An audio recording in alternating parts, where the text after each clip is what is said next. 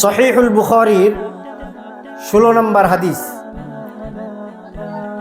قال رسول الله صلى الله عليه وسلم বিশ্বনবী মুহাম্মদুর রাসূলুল্লাহ সাল্লাল্লাহু আলাইহি ওয়াসাল্লাম বলেন, সালাসুন মান কুন্না ফীহি ওয়াজাদা হালাওয়াতাল ঈমান।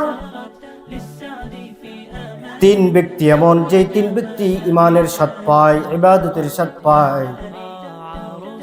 এক নাম্বার, আইয়াকুনাল্লাহ ওয়া রাসূলুহু আহাব্বা ইলাইহি মিম্মা সিওয়াহুমা। যে ব্যক্তি আল্লাহ এবং আল্লাহর রাসূলকে সবচেয়ে বেশি ভালোবাসে। দুই নাম্বার, ওয়া আইয়ুহিব্বাল মারআ লা ইউহিব্বুহু ইল্লা লিল্লাহ।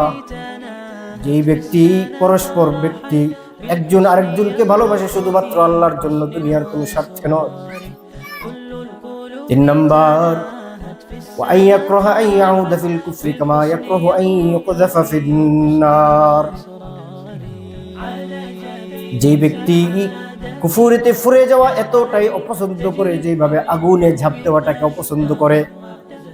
তাহলে আমরা সহিহুল বুখারীর 16 নম্বর হাদিস থেকে জানতে পারলাম তিন ধরনের ব্যক্তি ঈমানের স্বাদ পায়। এক নম্বর, যে ব্যক্তি আল্লাহ এবং আল্লাহর রাসূলকে সবচেয়ে বেশি ভালোবাসে। দুই নম্বর, যে ব্যক্তি পরস্পরকে ভালোবাসে শুধুমাত্র আল্লাহর জন্য। তিন নম্বর, যে ব্যক্তি আগুনে ঝাঁপ দেওয়ার মতো কুফরিতে ফিরে যাওয়াকে অপছন্দ করে।